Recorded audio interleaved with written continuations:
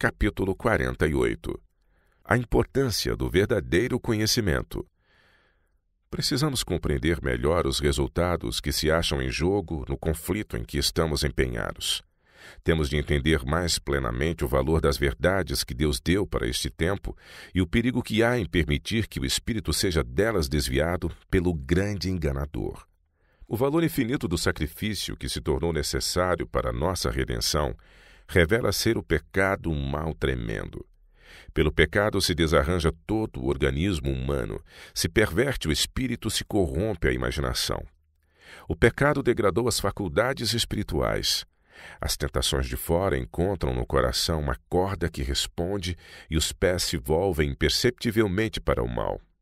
Como o sacrifício em nosso favor foi completo, assim deve ser completa a nossa restauração da mancha do pecado. Não existe ato de impiedade que a lei desculpe. Nenhum ímpio pode escapar à sua condenação. A vida de Cristo foi um cumprimento perfeito de cada mandamento da lei. Disse ele: tenho guardado os mandamentos de meu Pai. João 15, verso 10. Sua vida é nosso padrão de obediência e serviço.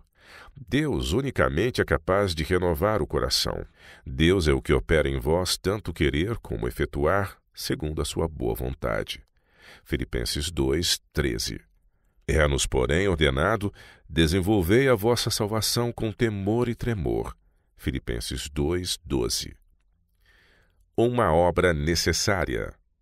Não é por alguns poucos esforços débeis e intermitentes que se pode endireitar erros ou operar reformas de caráter. A santificação é obra não de um dia ou de um ano, mas de toda uma vida. A luta pela conquista do próprio eu, da santidade do céu, é uma luta que dura a vida toda. Sem contínuo esforço e atividade constante, não pode haver progresso na vida divina, nem o alcance da coroa do vencedor.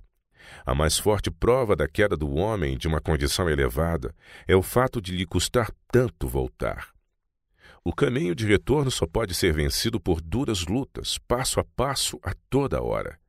Por um momentâneo ato da vontade, pode alguém colocar-se sob o domínio do mal, mas requer mais do que um momentâneo ato de vontade partir esses grilhões e alcançar uma vida mais elevada, mais santa.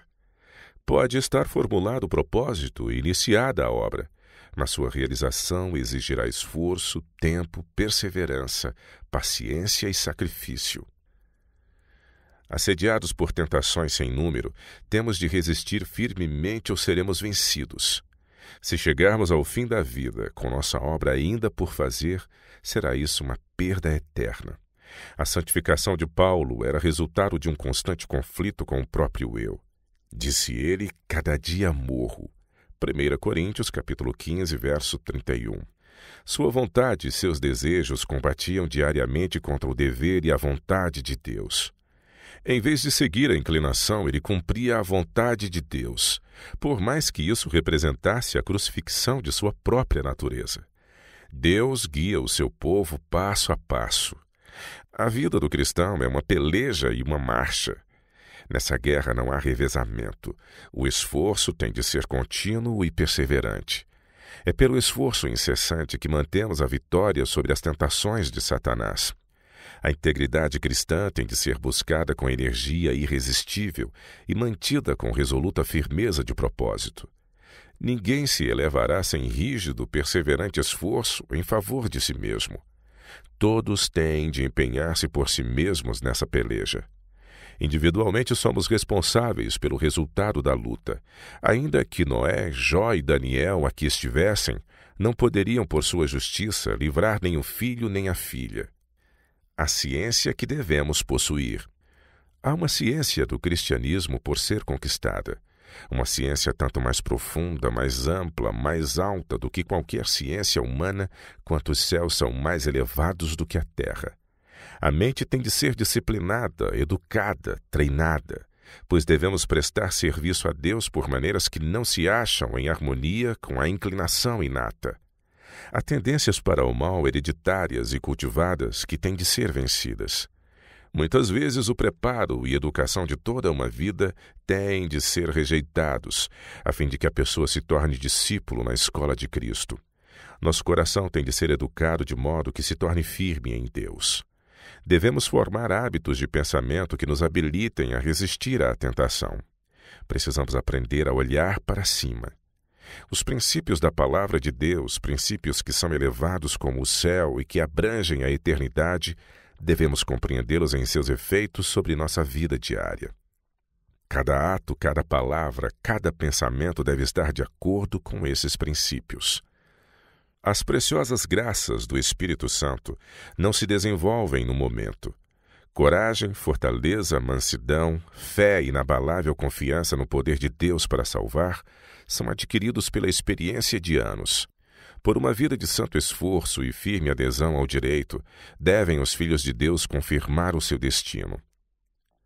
Não há tempo a perder. Não temos tempo a perder. Não sabemos quão cedo poderá terminar para nós o tempo de graça. A eternidade estende-se diante de nós. O véu está para ser erguido. Cristo virá logo. Os anjos de Deus procuram desviar nosso pensamento de nós mesmos e das coisas terrenas. Que eles não trabalhem em vão. Quando Jesus se erguer no lugar santíssimo, depuser suas vestes de mediador e vestir os trajes de vingança, expedir-se-á a ordem. Quem é injusto, faça injustiça ainda. E quem é justo, faça justiça ainda. E quem é santo, seja santificado ainda. E eis que cedo venho, e o meu galardão está comigo para dar a cada um segundo a sua obra. Apocalipse 22, 11 e 12. Vem uma tempestade implacável em sua fúria. Estamos preparados para enfrentá-la?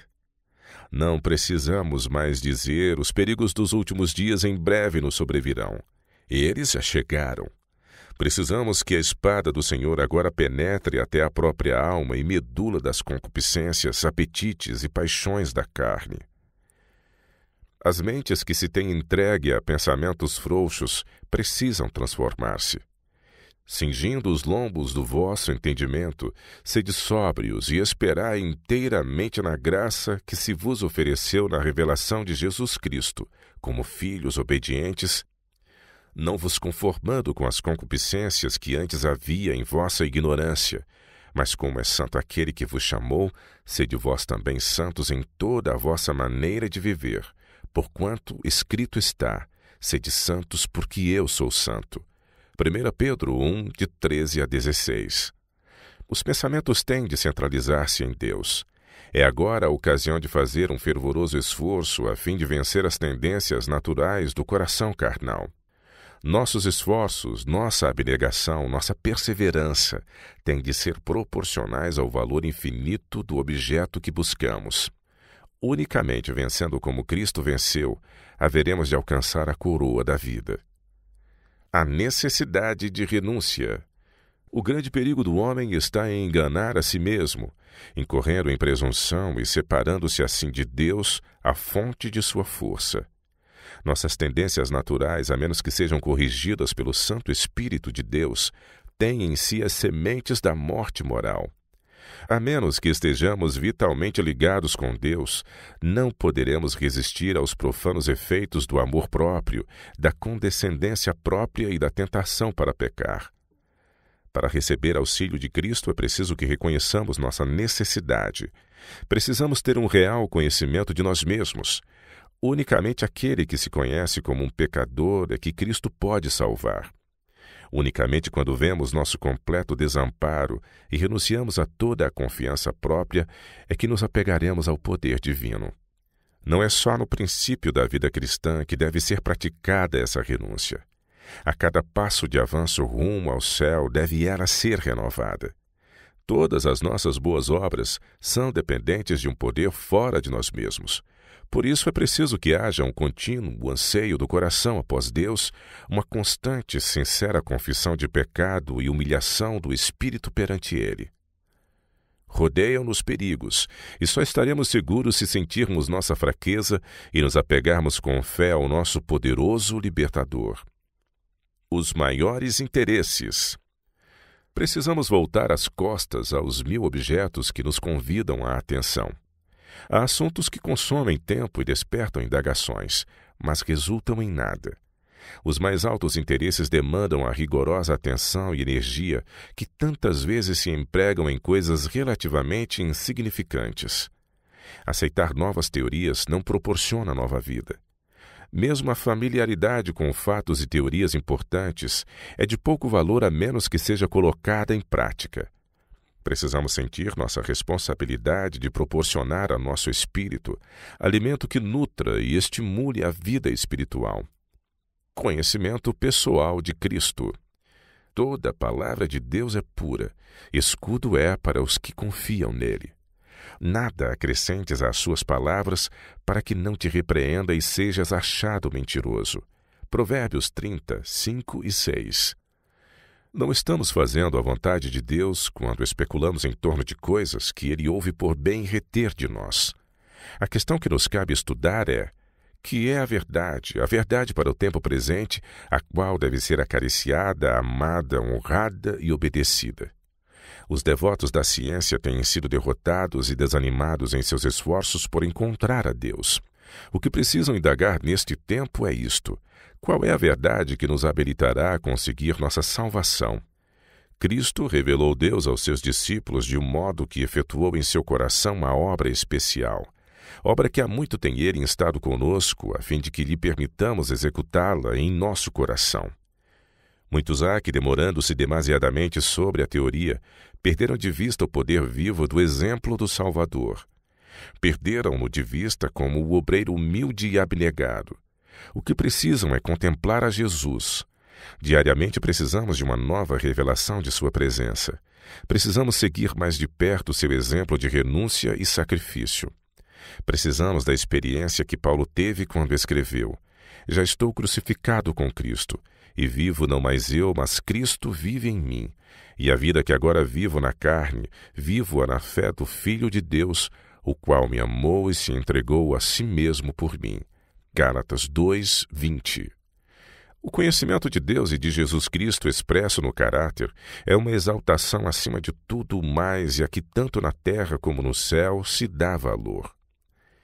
É de todas a mais elevada educação. É a chave que abre os portais da cidade celestial. É desígnio de Deus que todos os que se revestem de Cristo possuam este conhecimento. Tenho uma mensagem para nossos pastores, médicos, professores e todos os demais que se acham empenhados nos vários ramos do serviço do Mestre. O Senhor lhes ordena que se elevem, que cheguem a uma norma mais santa.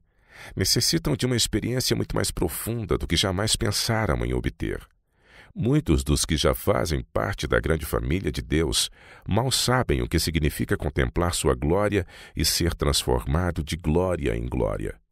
Muitos de vocês têm uma vaga percepção da excelência de Cristo e seu coração vibra de felicidade. Anelam possuir um conhecimento mais pleno e profundo do amor do Salvador. Não se sentem satisfeitos, mas não têm de se desesperar. Devem dar a Jesus as melhores e mais santas afeições do coração, entesourar cada raio de luz, animar cada anseio do coração em busca de Deus, cultivar os pensamentos espirituais e a santa comunhão. Vocês não virão senão os primeiros raios do alvorecer de sua glória. À medida que prosseguirem no conhecimento do Senhor, haverão de ver que sua saída é como a alva. A vereda dos justos é como a luz da aurora, que vai brilhando mais e mais até ser dia perfeito. Provérbios 4, 18. Havendo-nos arrependido, confessado os nossos pecados e obtido perdão, devemos prosseguir em aprender de Cristo, até que cheguemos ao clímax de uma fé evangélica perfeita.